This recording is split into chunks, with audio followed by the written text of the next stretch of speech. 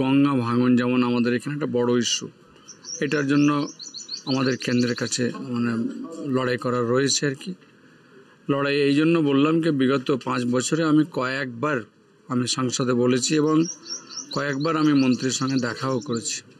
সেহেতু আগামী দিনে এই ইনকমপ্লিট কাজটাকে আমাদেরকে সম্পূর্ণ করতে হবে। পাশাপাশি যেমন বিড়ি শ্রমিক কল্যাণের জন্য পিএফ অফিস জঙ্গিপুরে ছিল, যে অফিসটা রাতারাতি চলে যায় বহরমপুরে আর কি।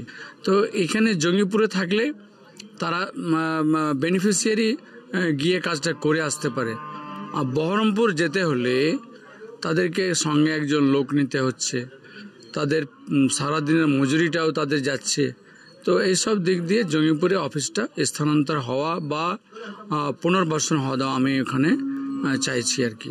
এটা জঙ্গিপুরে লোকসভার যে সমস্ত বিড়ি শ্রমিকের স্বার্থে।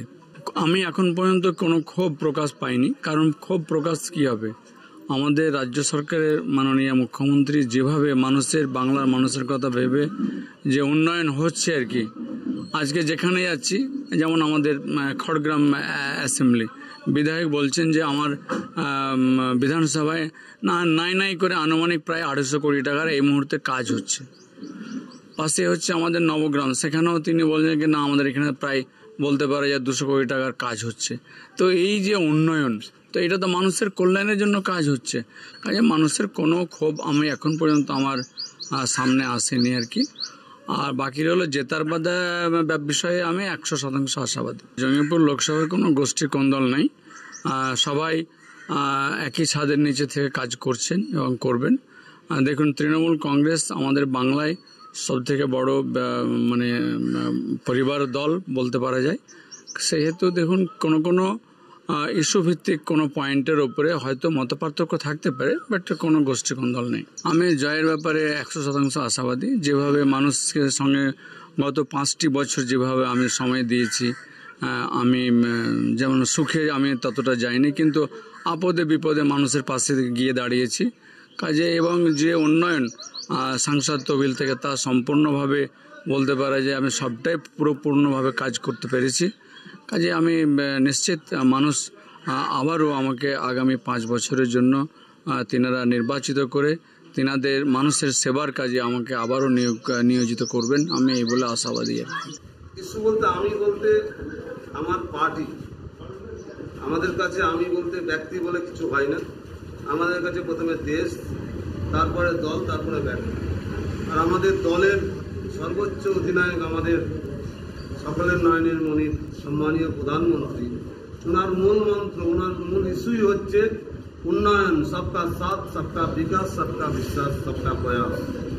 আমাদের মূল মন্ত্রই হচ্ছে, মূল ইস্যুই হচ্ছে উন্নয়ন, গরিবের সাথে থাকা, গরিবের পাশে থাকা, এবং সাথে সাথে এই গরিব উন্নয়ন, গরিব কল্যাণ যোজনার যে মোদিজির পাঠানো টাকা যেভাবে তৃণমূলের নেতারা আত্মসাৎ করছে, দুর্নীতি করছে, কাটমানি করছে, তাদের বিরুদ্ধে আন্দোলন। আমাদের কাছে মূল ইস্যু হচ্ছে এটা। সব থেকে বড় কথা, এই জঙ্গিপুর লোকসভা কেন্দ্র 70% মানুষ বিড়ি শ্রমিকের সঙ্গে যুক্ত। সেখানে বিড়ি শ্রমিকের মজুরি, ন্যায্য মজুরি পাইয়ে দেওয়া, যেখানে 150 টাকা দেওয়া হচ্ছে, কোথাও 160 টাকা দেওয়া হচ্ছে, যেখানে 223 টাকা পাওয়ার কথা। তার থেকে বড় কথা, বিড়ি মজুরি, বিড়ি শ্রমিক যারা, তাদের আবাসনের ব্যবস্থা থাকে, তাদের ছেলে মেয়েদের শিক্ষার ব্যবস্থা থাকে, চিকিৎসার ব্যবস্থা থাকে, সেগুলো তারা থেকে বঞ্চিত আছে। এবং তাদের বিড়ি শ্রমিকদের যেহেতু তামাকের নিয়ে কারবার, তাদের রোগে আক্রান্ত হয়, এই কারণে তাদের পেনশন ব্যবস্থা পিএফ ব্যবস্থা থাকে, সেখান থেকেও তারা বঞ্চিত। এর বিরুদ্ধে আমাদের আন্দোলন। আমরা ক্ষমতায় এলে আমরা প্রথমে এগুলোকে প্রাথমিকভাবে আমরা করব। এবং সব থেকে বড় কথা, এই বিড়ি মালিক কারা, বিড়ি শ্রমিককে কারা ব্যবহার করেছে। বিগত দিনে দেখেছি কংগ্রেসের নেতারা বিড়ি শ্রমিককে ব্যবহার করেছে এবং তারাই কংগ্রেসের নেতা ছিলেন। এখন দেখছি তৃণমূলের এমপি, তৃণমূলের এমএলএ, তৃণমূলের ব্লক সভাপতি, প্রধান, জেলা পরিষদ মেম্বার সবাই বিড়ি মালিক। তাহলে তারা বিড়ি শ্রমিকের আগে সুযোগ সুবিধা দেখবে না তাদের সুযোগ সুবিধা দেখবে। অতএব তারা যতদিন না তাদেরকে মানুষ বঞ্চিত না করবে ততদিন বিড়ি শ্রমিকের প্রাপ্য অধিকার তারা পাবে না। আমি ক্ষমতার মানুষ যদি আশীর্বাদ করে প্রথমেই এই খেটে খাওয়া মানুষদের পাশে থাকবো, তাদের প্রাপ্য অধিকার পাইয়ে দেব। মোদিজির উন্নয়নের পাঠানো টাকা যারা চুরি করেছে, যারা আত্মসাৎ করেছে, তাদের আইনের মাধ্যমে তাদের জেলে পাঠাবো। শ্রমিকের ইস্যু না, দেশ স্বাধীনের পরে যেভাবে কংগ্রেসকে মানুষ দেখেছেন, ভরসা করেছিলেন, যেভাবে 34 বছর সিপিএমকে দেখেছেন, বামকে দেখেছেন, তারা মানুষকে ধোঁকা দিয়েছেন, বঞ্চিত করেছেন, একই রূপ ভাবে এই বর্তমান তৃণমূলের শাসক দল, এই তৃণমূলের এমপি, এই মুর্শিদাবাদের জেলার অধিকাংশ 90% এমএলএ তৃণমূলের, এই জেলার অধিকাংশ ব্লক তৃণমূলের, জেলা পরিষদ তৃণমূলের, পঞ্চায়েত তৃণমূলের, তারপরও যেভাবে মানুষকে বঞ্চিত করছে, মানুষ তাদেরকে ভরসা করে আশীর্বাদ করেছিলেন, এবার আর মানুষ আর তাদের যে বোকা বানানো সেই ফাঁদে পা দেবে না। মানুষ শিক্ষিত মানুষ, মানুষ সব কিছু জেনে গেছে, সময়ের অপেক্ষা, মানুষ বুঝে গেছে এইটা ভোট, এই ভোট হচ্ছে দেশ গঠনের ভোট, এই ভোট হচ্ছে প্রধানমন্ত্রী গঠনের ভোট।